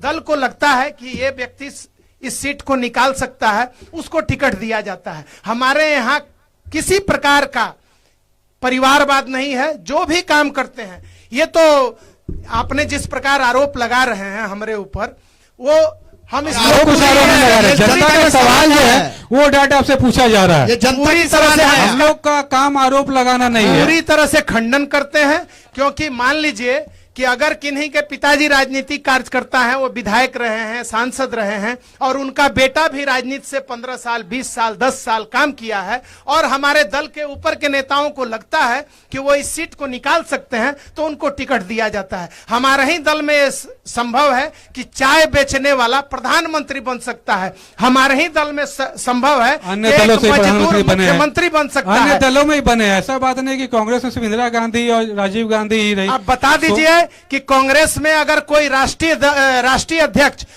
दूसरे बने हैं तो क्या उनको काम करने दिया गया है? लेकिन हमारे यहाँ कोई छोटे सा छोटा कार्यकर्ता अगर राष्ट्रीय अध्यक्ष बनता है तो चयन प्रक्रिया के द्वारा आता है और उनको पूर्ण आजादी रहती है कार्य करने के लिए। थोड़ा सा बोलना चाहिए, बोलिए। लगता है कांग्रेस का पूरा मतलब कार्यक्रम जो होता है इन्हीं के देखरेख में होता है। अभी मल्लिकार्जुन खड़गे जी अध्यक्ष है तो उनको काम नहीं करने दिया जाता, ये बोल रहे हैं। मल्लिकार्जुन खड़गे जी, क्या होता है, मनोज जी बोलने दीजिए। मनोज जी, इनके दल में क्या होता है ये इनको खुद पता नहीं है। आप बात करते हैं परिवारवाद का आरोप आप ही लगाते हैं। दूसरे दल के लोग परिवारवाद का आरोप नहीं सर, लगाते, आपके जैसा द्वारा कि आता है। आपने पहले जनता को बताया मुद्दों से भटका देते हैं आप कि लोग। 99 कॉन्क्लेव है और मुझे लगता है कि अच्छा मंच है तब आप दर्शकों तक पहुंचाने के लिए अपनी बातों को रखने के लिए और पर्सनल कमेंट ना करते हुए अगर इसको बेहतर तरीके से सुचारू रूप से चलाया जाए तो शायद आपको भी अच्छा लगेगा और हम लोगों को भी अच्छा लगेगा, क्योंकि ये डिबेट नहीं है जैसा पहला ही कहा गया। और जो टीवी पर आप डिबेट देखते हैं और वैसा हम लोगों का मकसद नहीं। हमारा मकसद इस कॉन्क्लेव को रखने का सिर्फ और सिर्फ यही है कि एक मंच दे रहे हैं ताकि आप दर्शकों के साथ सीधे जुड़ सके। आने वाले समय में आप धनबाद को कैसे बेहतर बना सकते हैं, आपकी रणनीति क्या है, इन बातों पर अगर आप सीधे तौर पर रखेंगे तो शायद ज्यादा बेहतर होगा। बीच बीच में जो हम सवाल करेंगे, यकीन मानिए वो दर्शकों का सवाल होता है जो हम YouTube पर चला रहे हैं और हमसे पूछते हैं कि अगर ये नेता आए तो इनसे ये सवाल एक आप डाल सकते हैं। और अभी जो मैंने ये परिवारवाद का सवाल किया, आप कहेंगे तो मैं YouTube से दिखा दूंगा, ये सीधा सवाल था जो हमने इनसे सवाल किया। लेकिन रिक्वेस्ट है कि आप पर्सनल ना जा करके अपनी पार्टियों की नीति को बताएं तो ज्यादा बेहतर होगा। शुक्रिया। चलिए मनोज जी, मेरा एक सवाल ले लीजिए। आप लोग प्रधानमंत्री जी का बहुत तारीफ करते हैं कि हमने जो है लाखों लाखों गैस कनेक्शन दिए, हमने जो है लाखों लाखों बैंक अकाउंट्स खुलवाए। कभी आप झांक कर देखें उन बैंक अकाउंट में कितना बैलेंस है? कभी आप झांक कर देखें कि आपके गैस चूल्हे में कितने लोग रिफिल करवा रहे हैं? वो गैस चूल्हा जो है आज छज्जा में टंगा हुआ है, इसका भी आपको आज जवाब देना चाहिए।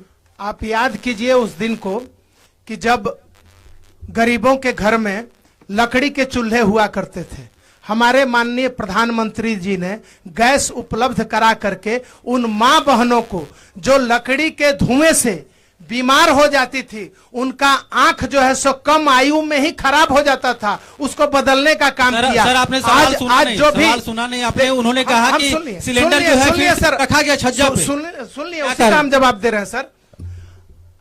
पहले क्या होता था कि जब कोई सरकारी पैसा चलता था, ये हम नहीं कह रहे हैं, ये कांग्रेस के नेता राजीव गांधी प्रधानमंत्री के द्वारा ही कहा गया है कि जब हम 1 रुपया वहां से भेजते थे तो 15 रुपया गरीबों के पास पहुंचता था। आज ऐसा समय है कि जब हम 2000 रुपया किसान सम्मान निधि के रूप में डालते हैं तो 2000 रुपया उनके खाते में आता है। कोई भी किसानों पे लाठी क्यों चलाते हैं फिर? किसानों पे लाठी भी तो चली है दिल्ली में, काफी दिन तक किसान धरने पे बैठे रह जाते हैं। नहीं, उनको जो है सो गुमराह किया गया। उनके हित में भारतीय जनता पार्टी कानून लाई थी, लेकिन सारे दल मिलकर के किसानों के साथ छल किए, उनको गुमराह किए। लाठी चलाने का काम हम सिलेंडर पे बात किया। दिल्ली सुरक्षित रहे, दिल्ली के लोग सुरक्षित रहे, इसलिए उनको रोका गया, उन पर लाठी नहीं चलाया गया। क्योंकि वो कहीं और के थे क्या? नहीं, वो भी हमारे ही थे, वो भी इसी देश के नागरिक थे, उनकी भी सुरक्षा हमारी ही जिम्मेदारी थी। लेकिन उनको किसने ये अधिकार दिया कि वो चढ़े जाएं संसद भवन पर? किसने वो अधिकार दिया कि दिल्ली के यातायात को बाधित करें? उनको आंदोलन करना था तो शांतिपूर्ण आंदोलन करने के लिए वो एकदम स्वतंत्र थे।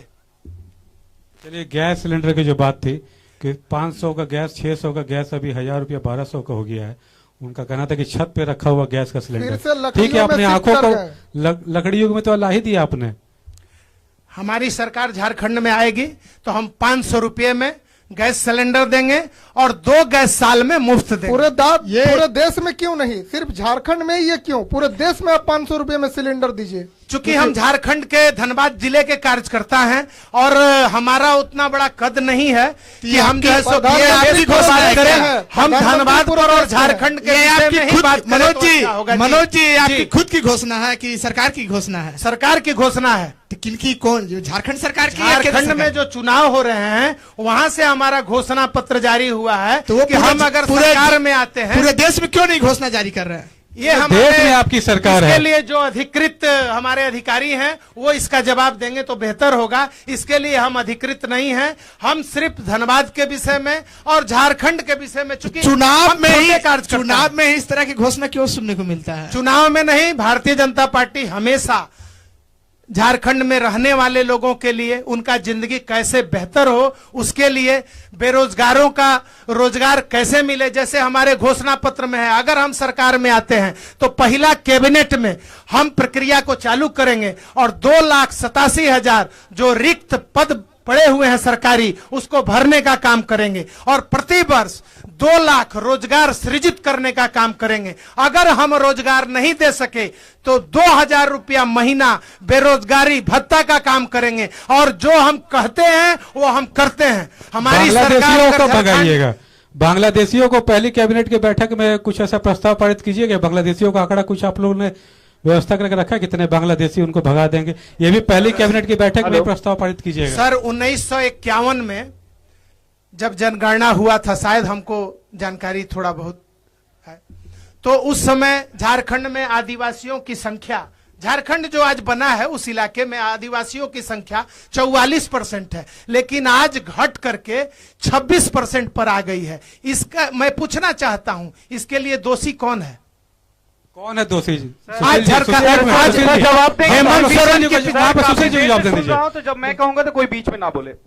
सर अगर कहीं ना कहीं किसी और देश से अगर कोई घुसता है, घुसपैठी बांग्लादेशी घुसे चाहे पाकिस्तानी घुसे, तो इसके पीछे जिम्मेवार कौन है? सर लॉजिकल सोचा कीजिए। झारखंड की जनता के अंदर ये प्रबुद्धता आ चुकी है कि लॉजिकल सोच रख सके। घुसने के पीछे जिम्मेदार कौन है? सर पूरी झारखंड की जनता जानती है ये। उसके सर उसको घुसने के पीछे जिम्मेदार रहता है होम एक्सटर्नल अफेयर्स की मिनिस्ट्री, और उसको संभाल रहे हैं अमित शाह। अमित शाह की वजह से घुसता है भारत में घुसपैठी, और वो कहते हैं झारखंड से घुसपैठी को भगाएंगे। भैया जब घुस रहा तब रोकिए। कहां है आपके आर्म फोर्स? कहां है आपकी जो पूरा मॉडल है जिस पर आप काम करते हैं? आप डंके की चोट पर बात करते हैं हम पाकिस्तान को हराएंगे, हम बांग्लादेश को दबाएंगे, और चाइना की जब बात आती है तो आप पीछे दुबक जाते हैं। सर कहां है विजन? जवाब दीजिए मनोज जी। जब केंद्र में कांग्रेस की सरकार थी तब आपके बॉर्डर का क्या स्थिति था भाई साहब? चूंकि आप तो सरकार में पिछले कभी 10 रहे सालों नहीं का हैं। हिसाब दीजिए, 10 सालों का हिसाब दीजिए। पिछले 10 साल में आप लोग हैं सब 10 सालों में हमने जवान बांग्लादेशी घुसे हैं अभी झारखंड में। 10 सालों का आंकड़ा क्या है आपके पास? कोई डाटा नहीं और कोई डाटा बेस्ड बात ही नहीं करते हैं। ये लोग हल्ला करते हैं सिर्फ। ये रोहित डाटा हम नहीं उपलब्ध करा पाएंगे। देख लिए, चूंकि clear दिख रहा है। रोहित जी चूंकि- थोड़ा इस पर आप जो है रुक फैक्ट करिए कि जो है दोनों जो बता रहे हैं एक मिनट घुसपैठ को लेकर नीतीश जी, लेकिन जहां मेरा तक उन सवाल है- भाई साहब का मेरा प्रश्न सवाल- था मेरा कि सवाल- 10 साल में सर, हमने एक केंद्र मनोज जी से एक मेरा सवाल होगा। देखिए महिला सशक्तिकरण की आप बात करते हैं, और जब देश में जब वर्ल्ड कप होता है, खिलाड़ी जब वर्ल्ड कप जीत के आते हैं तो आपके प्रधानमंत्री जाके स्वागत करते हैं, बात करते हैं, और भी हॉकी सबसे मिलते हैं। वो करना भी चाहिए, प्रधानमंत्री है, बात हौसला बढ़ाना चाहिए। जब देश की महिला पहलवान यौन उत्पीड़न के मामले में जब दिल्ली के सड़क पर थी, और आपके सांसद ब्रिजभूषण शरण सिंह उस समय पोस्टर लगाते हैं कि दबदबा है, दबदबा रहेगा, तो कैसी महिला सशक्तिकरण की बात करते हैं और कैसी इज्जत है महिला की आपके पार्टी के लिए? जब तक उनके ऊपर आरोप सिद्ध नहीं हो जाते हैं तब तक उनको आरोपी करना बेमानी है। वो हटा दिया। अभी उन पर आरोप सिद्ध नहीं हुआ है। और जहां तक महिलाओं का सम्मान है, हमारे भारतीय जनता पार्टी ने आपके धनबाद लोकसभा क्षेत्र से ही 3-3 महिला प्रत्याशी खड़ा किया है, जो किसी दल ने नहीं किया है। सर मेरा एक सवाल हमारा दल मेरा है सवाल जो था कि पूरे झारखंड में संभवतः 68 सीट पर भारतीय जनता पार्टी के प्रत्याशी लड़ रहे हैं, जिसमें 12 महिला प्रत्याशी हम लोगों ने दिए हैं, और आगे और भी हमको बढ़ाने का उनका आरक्षण 33% 12 प्रत्याशी- एक मिनट शंकर प्रत्याशी- शंकर 12 प्रत्याशी दिए हैं। परिवार से कितने आए हैं और कितने नए कार्यकर्ता वो जुड़े? आपने 3 की बात की, यहाँ पे निरसा की बात की होगी, संभवतः झरिया की बात की होगी, और एक सिंदरी की बात की होगी। तो तीनों जो प्रत्याशी आपने दिए हैं वो तो आपके कार्यकर्ता है नहीं। तीनों एक प्रत्याशी हमारे फिर से- महिला प्रत्याशी भारतीय जनता पार्टी के कार्यकर्ता हैं। अब पिछले कई वर्षों से क्षेत्र में सक्रिय हैं। जहां तक मैडम तारा देवी का सवाल है, जो सिंदरी के प्रत्याशी हैं, वो पिछले 4 वर्षों से, जब से उनके पति बीमार पड़े हैं तब से वो क्षेत्र में सक्रिय हैं। जहां तक अपर्णा सेन गुप्ता जी का सवाल है, तो पिछले बार वो हमारी विधायक भी थी, उसके उसको पहले आपने भी वो कंटिन्यू- राजनीति में सक्रिय रही हैं। कंटिन्यू जहां किया तक है रागनी उन्होंने। जी का सवाल है, तो पिछले बार भी वो चुनाव लड़ी थी, झरिया से प्रत्याशी थी, और पिछले 5 वर्षों में आपने देखा होगा कि हर एक गली मोहल्ले में रागनी जी काम करती थी, सभी के बीच जाती थी, सभी से मिलती थी, सभी के दुख सुख में साथ देती थी। एक दर्शक का भी सवाल हमारे साथ, दर्शकों का सवाल भी लेंगे। बताइए किससे सवाल है आपका? अभी जेल कैंप तो सत्ता में नहीं आई है, प्रयासरत है और जरूर पहुंचेगी, ऐसी शुभकामनाएं हैं। हमारा क्वेश्चन जो है भाजपा के जो प्रवक्ता हैं और जो जेएमएम के प्रवक्ता हैं उनसे है कि ये जो झारखंड के जनता को ये लोग क्या समझ के रखे हैं, कोई 2100 कोई 2500, क्या झारखंड का जनता का कीमत 2100 और 2500 ही है? वो लोग शिक्षा के विषय पर क्यों नहीं बात करते हैं? अगर वो झारखंड के जनता को अगर शिक्षित कर देंगे तो अगर शिक्षित हमारी झारखंड के जनता उन पर सवाल करेंगे, इसलिए वो शिक्षा से उन लोगों को दूर रखना चाहते हैं क्या? शिक्षा नीति क्या आपकी बताएंगे? शिक्षा नीति क्या? क्योंकि जो स्कूलों में जो सरकारी शिक्षक हैं उनको पशुओं को गिनने के लिए दे दिया जाता है, चुनावी काम में लगा दिया जाता है, तो शिक्षा नीति क्या आप लोग की? शिक्षा पे एक नीति क्यों नहीं स्पष्ट आप लोग बता रहे हैं? देखिए, भारतीय जनता पार्टी शिक्षा का आदर करती है। उसका उदाहरण है आपके धनबाद में कोयलांचल विश्वविद्यालय लाने का काम भारतीय जनता पार्टी ने किया है। बेसिक शिक्षा की बात कीजिए, प्राइमरी एजुकेशन जो होता है। आ रहे हैं सर, उस विषय पर आ रहे हैं। जहां IIT जो हो गया है, देखिए बनाने का जो काम हो गया है वो जनता जानती है, आपने क्या किया जनता वो जान रही है। लेकिन जो उनका सवाल था कि शिक्षा पे आप लोग का फोकस ही है, तो शिक्षा नीति क्या रहेगी? जो शिक्षकों को, शिक्षक तो हमारे स्कूलों में है, लेकिन उनको किन कामों में लगाया जाता है आपको ही पता है। देखिए, मिड डे मील में लगा दिया जाता है, तो शिक्षा की स्पष्ट नीति क्या आप लोग की है? जहां तक शिक्षकों को काम में लगाने का प्रश्न है, तो चूंकि वो सरकारी कर्मचारी हैं और चुनावी काम में प्राइवेट लोगों को नहीं लगाया जा सकता है, चुनावी काम के लिए बात उनको लगाया जाता है। जी, चुनावी काम की नहीं बात हो रहा, कभी कभी पशुओं को गिनने के लिए लगा दिया जाता है, हर एक तरह के काम में उनको लगाया जाता है, मिड डे मील पे फोकस किया जाता है। देखिए स्पष्ट शिक्षा, युवा लड़का था वो, जो प्राइमरी एजुकेशन हम लोग का है उसको कैसे सुदृढ़ बनाइएगा, उसको लेके क्या रोड मैप है, उसकी बात की जाए। ये बताइए सर कि स्कूल में जो शिक्षक हैं और स्कूल में जो बच्चे पढ़ते हैं उनका भोजन का व्यवस्था कोई बाहर की एजेंसी आकर के करेगी कि वो शिक्षक के देखरेख में ही हो? मनोज जी, उसके लिए अलग से कर्मचारी रखे गए हैं। मनोज जी, लाल किला का देखरेख करने के लिए आप हायर करते हैं कंपनी को, आउटसोर्सिंग को, इसके लिए आप लोग क्यों नहीं आउटसोर्सिंग को हायर कर रहे हैं? हमारी सरकार आएगी, हमारी सरकार अगर झारखंड में आती है तो इस विषय में हम लोग विचार करेंगे। देखिए हमारा सवाल जो है रोहित जी से है। रोहित जी, हमारा सवाल आपसे है। मैं आंसर दे देता हूं। मैं जिस दल से बिलोंग करता हूं, भाकपा माले, और मेरे जो प्रत्याशी हैं वो सरकारी टीचर थे, उन्होंने अपना इस्तीफा दिया, जनता की लड़ाई में उनका नौकरी गया, उसके बाद वो चुनाव राजनीति में आए। हमारा पूरा कंप्लीट कर देता हूं सर। उसके बाद यदि हमारा घोषणा पत्र आप देखिएगा तो शिक्षा के लिए हमारा क्या उद्देश्य है, मैं उसको आप तक ले जाता हूं, क्लियर ले जाऊंगा, और साथ ही साथ हमने अभी तक क्या किया है उसको भी मैं आपको बताना चाहूंगा। यदि आप बलियापुर क्षेत्र की बात करेंगे तो जिस समय कॉमरेड आनंद महतो विधायक हुआ करते थे, उस समय सुदूर ग्रामीण इलाकों में शिक्षा की बहुत कमी होती थी। उस परिस्थिति में श्रमदान करके और चंदा उठा के 2 स्कूल का स्थापना वहां पे हुआ। एक जामकुदर हाई स्कूल, आप चल जाइएगा आपको मिलेगा मोबनी 2 पंचायत में, और दूसरा आप चल जाइए कुसमाटड़, वहां आपको मिलेगा, जिसमें आपको आज भी देखिएगा कि वो स्कूल आज भी निजी है, लेकिन मतलब एक संस्था के माध्यम से वो संचालित होती है, और उसका आप शिक्षा व्यवस्था को जाके देख लीजिएगा। साथ ही साथ अभी जो वर्तमान परिस्थिति में हमारे जो प्रत्याशी हैं और भाकपा माले का जो है, उसमें हमारा साफ है प्रत्येक 10,000 की आबादी में एक हाई स्कूल की स्थापना। सुनिए सर, रोहित सर, आपका प्रत्याशी भाकपा माले से है कि इंडिया गठबंधन से है? इंडिया गठबंधन से, लेकिन इंडिया गठबंधन के रुख कीजिए। इंडिया गठबंधन से ही बता रहा हूं मैं। हमारा जो घोषणा पत्र है उसमें प्रत्येक 10,000 की आबादी में यहाँ घोषणा पत्र जारी मत कीजिए, ठीक है? मैं बता देता हूं, रुख तय कीजिए, मोटा मोटी रुख तय कर दीजिए। घोषणा बता देता हूं सर, पढ़ेंगे तो समय की भी मैं बोलना चाहता हूं आपको। चलिए ठीक है, हमारा सवाल देखिए रोहित जी, आप ही से है सवाल। हमारा रोहित जी आपसे है। रोहित जी, सवाल हमारा आपसे है और तीनों से है, क्योंकि झारखंड में जिस तरह से अगर रोजगार की बात करें तो यहाँ की जो युवा लोग हैं वो काफी संख्या में प्लान कर रहे हैं, उसकर लेकर आप तीनों की क्या रणनीति है, उसे किस तरह से आप रोकेंगे? उसके लिए भी हेलो, हमें अपना घोषणा पत्र, खास करके सिंदरी विधानसभा, जिस विधानसभा से मैं आता हूँ, घोषणा पत्र से काम नहीं होगी, उनकी धरातल पर लानी होगी। सर मेरा जो दल है वो हमेशा रोजगार के लिए लड़ा है, क्योंकि आपकी सरकार थी पिछले 5 सालों से। उस समय अगर हम बताएंगे 5 साल से इंडिया गठबंधन के साथ नहीं थे। यदि आप जानते हैं 2019 में भाकपा माले और कम्युनिस्ट, अगर इस बार सुन लीजिए सर, सुन लीजिए, आप ही का जवाब है। 2019 में हम अकेले चुनाव लड़ा था, उस समय हम सरकार के साथ नहीं थे, और जब युवा सड़क पे थे उस समय भी हमारे विधायक विनोद सिंह युवाओं के लिए सदन में विपक्ष की भूमिका में आवाज उठाए, उसको भी आप देख सकते हैं। तो सर सरकार किसी की भी रहे, लेफ्ट पार्टी हमेशा विपक्ष की भूमिका में रहती। बिहार में भी जब तेजस्वी यादव आए, नीतीश कुमार जी आए, महागठबंधन का सरकार बना, उस समय भी लेफ्ट विपक्ष में मंत्रालय उन्होंने नहीं लिया। और रुक तय कीजिए, आप सवाल को भटका रहे हैं, रुक तय कीजिए कि युवा को पलायन करने के लिए क्या रणनीति है आपके पास, सर और उसका किस तरह पूरा से रोकेंगे? जिम्मेवार यहाँ के स्थानीय विधायक और सांसद हैं। आप देख सकते हैं उसको। यदि हमारा घोषणा पत्र आप देखिएगा, उस समय भी हमने घोषणा पत्र में साफ कहा, जिस समय आनंद बाबू विधायक हुआ करते थे उस समय यदि आप हार्डकोर भट्टों में जाएंगे तो बीसीसीएल को पहला चीज था यहाँ के, आप हार्डकोर भट्टों को कोयला देंगे, उसके बाद आप बाहर भेजिएगा। उस समय कॉमरेड AK राय हुआ करते थे, उस समय ये चीज था।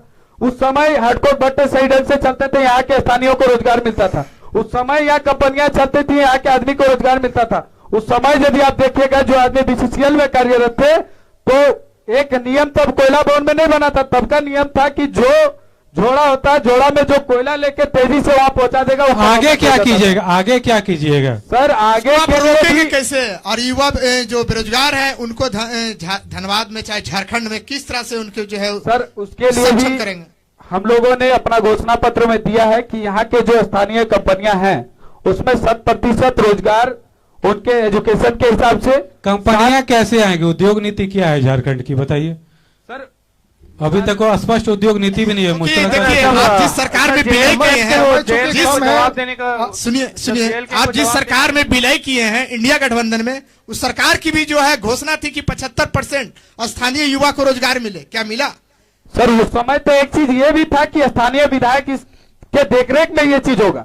सरकार ने ये चीज ठीक है, किया। चलिए धनबाद की बात करते हैं, जहां इंडिया गठबंधन की धनबाद सरकार में थी। भी सर राज सिन्हा जी विधायक है भाजपा के। चलिए ठीक है, टुंडी के बताइए, टुंडी का सबसे ज्यादा युवा जो है प्लान किए हैं, जो कि सरकार की है, वहां का आप रुख तय कीजिए। सर उस जगह पे भी हम लोगों ने, उस जगह पे भी लघु उद्योग का माध्यम और सरकार ने लोन उनके लिए प्रोवाइड किया है। और आप अधिकतर जाइएगा तो टुंडी विधानसभा में देखिएगा जो हमारा सब्सिडी लोन है, सबसे ज्यादा टुंडी विधानसभा में पास है। चलिए, हमारे साथ सुशील मंडल जी भी हैं, सुशील मंडल जी भी बताएंगे कि रोजगार को लेकर जो जिस तरह से प्लान हो रहे हैं उसको जो है रोकथाम के लिए आपकी क्या रणनीति या क्या रुख है? मेरे पास एक ऐसा रोड मैप है, एक ऐसा विजन है जिससे झारखंड का ही नहीं, बिहार और चाहे सटे जितने भी राज्य हैं, सबका पलायन रुक सकता है। अगर हम यहाँ के स्थानीय लोगों को अगर यहीं पर रोजगार देने लगे तो जैसे 75% का वादा लोग करते हैं पर पूरा नहीं करते हैं। पर झारखंड लोकतांत्रिक क्रांतिकारी मोर्चा वादों के साथ पिछले 3 वर्षों साथ पूरी जनता के साथ खड़ी थी और आगे भी खड़ी रहेगी। आज झारखंड में कोई भी सरकार हो, किसी ने भी IT हब्स के ऊपर कभी काम नहीं किया है। हम IT सेक्टर्स के ऊपर काम करेंगे। इसके बाद रातों रात हम सरकारी स्कूलों को मतलब बना नहीं सकते हैं। तो हमारे पास अगर चाहें तो हम PPP मोड पर जो प्राइवेट स्कूल्स के पास जो संसाधन है उसके साथ पब्लिक प्राइवेट पार्टनरशिप में मिलकर एक नया शिक्षा के तरफ रुझान ला सकते हैं लोगों। नहीं, हम सब जो है रुख तय कर रहे हैं रोजगार को लेकर। जिस तरह से पलायन तेजी से हो रही है उसको आप कैसे रोकेंगे? क्योंकि इंडिया गठबंधन की जो थी घोषणा थी 75% स्थानीय युवा को रोजगार, लेकिन कहीं धरातल पर कहीं भी देखने को नहीं मिल रहा है और लगातार जो है उनकी सरकार में पलायन काफी तेजी हुई है। सबसे पहली बात सर, हम एग्रेसिव के लिए जाने जाती है जेल कैंप, तो हम एग्रेसिव गवर्नेंस लाएंगे और जो भी कंपनियां 75% की, हम 90% की बात करते हैं। क्योंकि आपके JLKM पार्टी में काफी संख्या में अगर हम बात करेंगे तो युवा जो है 80% जुड़े हुए हैं, क्योंकि समस्या आपके साथ ही आने वाली बहुत बड़ी है। अगर स्थानीय जितनी भी कंपनियां हैं उनको अगर हम रोजगार के लिए, अगर देखिए सबसे पहले 75% लागू कर दिया गया, पर सीधा नीचे से अगर झोला चला जाता है मुख्यमंत्री के पास तो वो इम्प्लीमेंट नहीं। क्या लगता है कि आपके साथ आपके पार्टी में भी झोला नहीं जाएगा क्या? एकदम नहीं सर, आज हम भी खड़े हैं। क्योंकि अभी पार्टी में जिस तरह से आपकी जो टिकट बांटी है उसमें तो जो है झोला जा रही है, आरोप लग रहा है, ऑडियो वायरल हो रहा है, वीडियो वायरल हो रहा है, युवा को लेकर क्यों नहीं होंगे? सर एक मेरी बात को सुनिए, हम लोग अगर फूंकते भी है ना तो पूरे राज्य की नजर रहती है कि ऑक्सीजन निकला कि कार्बन डाइऑक्साइड निकला। चलिए, समय का बहुत कमी है। पूरा बात होने दीजिए सर, कंप्लीट होने दीजिए। तो अगर हमारी तरफ से एक छोटा सा भी मिस्टेक होता ना कि टिकट वितरण में किसी से कुछ छोटा सा भी लेन देन रहता तो पूरे झारखंड की नजर उसे वायरल करने में लगी रहती है और पूरा झारखंड में वो तेजी से फैलता। अच्छा, अभी तक आरोप प्रत्यारोप केवल लगाया गया है, कोई सिद्ध एक छोटा सा ऑडियो वीडियो नहीं आया है। अच्छा, एक लास्ट सवाल जो है आपसे ले लेते हैं। बताइए, आप फॉर्म का कुछ क्राइटेरिया लगाए थे 5100 रुपये के साथ, उस क्राइटेरिया में कितने प्रत्याशी तो जो है फिट बैठ रहे हैं? अभी मैं कुछ विधानसभा का नाम बताऊं या आप जवाब देंगे? नहीं, आप विधानसभा वाइज बोलिए ना सर। अभी मैं बात करूं अगर झरिया की, सब अभी हमारे जो है वरिष्ठ पत्रकार बताएं, दिलसाद जी बताएं। 2 प्रत्याशी थे वहां पे जो अगर मैं बात करूं टुंडी की, आपने कहा था कि वही प्रत्याशी हो सकता है जो उस विधानसभा का पूरा फॉर्म का आप देखे होंगे तो उसमें फीडबैक का भी फॉर्म था, और जिस प्रकार से हमें फीडबैक आया हमने प्रत्याशी उस क्षेत्र के जो कमेटी थे उनके साथ आपसी तालमेल बैठाकर ही टिकट दिया गया है। तो इस पर और छोटा छोटा टिकट पर अगर सवाल कीजिएगा तो ये सवाल आपको बाकी पार्टियों से भी करना चाहिए सर। केवल जेल के हम लोग नई राजनीति करने आई है केवल सवाल ये सुशील जी, ये गलत आरोप है। सवाल जनता की है, हम सबकी सवाल नहीं है। सवाल तीनों पार्टी से हो रही है और तीनों जो है बारीकी से जो है जवाब भी दे रहे हैं, आप भी दे रहे हैं। तो इसमें जो है आपको जो है आपा नहीं खोना चाहिए। हमारी जो है सवाल रोहित जी भी था, मनोज जी भी था, तीनों से हमने जो है रुख तय किया है कि समय का कमी है, रोजगार को लेकर क्या रूट है, तीनों से भी बात किया है, तीनों से भी जाना है। क्योंकि देखिए हमारे पास जो है 99 कॉन्क्लेव की जो है समय की जो बाध्यता है वो उस पर जो है ध्यान दिया जाए और जाइए। और फिर किसी दिन आप लोगों से बातें जाते जाते सर जाते जाते लास्ट में कंक्लूड किया जाए। सुशील जी कंक्लूड किया जाए। जाते जाते सुशील जी, बेहतर सिंदरी कैसे बने उसको लेकर आपकी क्या रोड मैप है? सिंदरी पे भी फोकस करें तो सर सिंदरी को ही बता दीजिए। बेहतर सिंदरी के लिए सर एसीसी जो फैक्ट्री है, चाहे हर फैक्ट्री है, 2 फैक्ट्री से काम नहीं चलने वाली है। औद्योगिक क्षेत्र है। झारखंड में अगर 7% कोयला अगर पूरे भारत में हम देते हैं, 40% खनिज देते हैं, तो कम से कम 10 से 12 फैक्ट्री सिंदरी में लगनी चाहिए। सिंदरी में आपका स्पोर्ट्स कॉम्प्लेक्स बनना चाहिए। सिंदरी में लाइब्रेरीज खुलनी चाहिए। सिंदरी में जो शिक्षा का स्तर उसे उठाने के लिए हम एक भी आईटी सिंदरी से काम नहीं चलने वाला है। धनबाद में सर एक छोटा सा और कंक्लूड करेंगे, क्या आईएसएम को आईआईटी धनबाद बनाना जरूरी था? क्या एक नया आईआईटी धनबाद भी बनाया जा सकता था?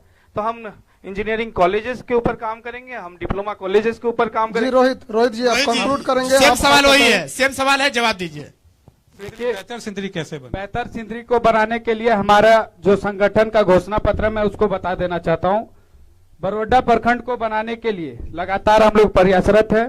साथ ही साथ गोविंदपुर को एक नया अनुमंडल, जिससे आबादी में डिवीजन और वहां अफसरों का बढ़ाव और उस क्षेत्र का, छोटे क्षेत्र का ज्यादा विकास, ये हमारा। साथ ही स्थानीय स्तर पर ग्राम स्वास्थ्य समिति, महिलाओं के लिए विशेष कार्य दल और कांड्रा जैसे इंडस्ट्रियल एरिया जो है उसको विकसित करके वहां पे रोजगार मुहैया कराना। साथ ही ग्राम रोजगार समिति की स्थापना करना, जिससे आपको मालूम चलेगा कितने हमारे क्षेत्र से पलायन किए हुए हैं। हर ग्राम से हमारे पास रिपोर्ट आएगा।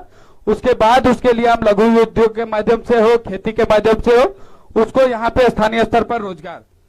साथ ही साथ सर मनोज जी इसी पर आप मनोज जी आपका, क्योंकि समय का बाध्यता है, कम समय में ही बता दें। थोड़ा इन दोनों के पिछले बातों का खंडन नहीं, समय की हैं। बात है, बार-बार बेहतर सिंदरी कैसे बने उस पर बात की। बेहतर सिंदरी को लेकर क्या कम रोड मैप शब्दों में है? अपना बात रख दीजिए। आज भी सिंदरी बेहतर है। आज भी सिंदरी में 3-3 उद्योग चल रहे हैं। आज भी सिंदरी में आपका कोयलांचल विश्वविद्यालय है। आज भी जो है सो सिंदरी के बच्चे हर कारखाना में रोजगार पा रहे हैं। 1974 में बना था, उसके बाद कुछ बना नहीं है। इस पर भी हम चाहेंगे आप सवाल कर ही लीजिए। 1974 के बाद क्या आज तक 2018 में की गई है। और joint venture of extension company, नया फैक्ट्री नहीं है सर। हर जॉइंट वेंचर आपका कोल इंडिया और एनटीपीसी का, कोई नया कंपनी का वहाँ कोई ये नहीं किया गया। जी मनोज जी 2018 में उसकी स्थापना हुई है, 2018 में, और वो अस्तित्व में आया है 2022 में। तो कैसे आप कह सकते हैं कि वो पुरानी कंपनी है? ठीक है, बहुत बहुत धन्यवाद, बहुत बहुत धन्यवाद। समय की बहुत जाते एक चीज, हमारा पार्टी का जो पहला मेरा खतियान आधारित स्थानीय नीति, खतियान आधारित स्थानीय नीति जो हेमंत सोरेन ने विधानसभा में पारित किया था, उसी को लेकर सड़क पे 1 मिनट समय दीजिए। आवाज उठाएंगे बातों को और समय नहीं है। क्योंकि हमारे पास देखिए तीनों अतिथि से निवेदन है, समय की बाध्यता है, समय की बाध्यता है। सर हम लास्ट बोल देते हैं, आप सभी खतियान आधारित स्थानीय नीति देखिए रोहित जी, सोरेन ने विधानसभा में रोहित पारित जी किया था। और मनोज जी, क्योंकि समय की बाध्यता है, ध्यान रखिए प्लीज। आवाज उठाते हुए उसको नवी अनुसूची में डालना हमारी पार्टी की पहली प्राथमिकता। समय की बाध्यता है रोहित जी, मनोज जी, चलिए ठीक है, धन्यवाद। हम लोग देते रहेंगे जी। बहुत बहुत देखने धन्यवाद वाले सभी। दर्शकों को भारतीय जनता पार्टी की तरफ से बहुत बहुत धन्यवाद। सभी पैनलिस्ट को जो है बहुत बहुत सर धन्यवाद। लास्ट यही कंक्लूड करेंगे, धन्यवाद। अब की बार बहुत बहुत गांव की धन्यवाद। सरकार।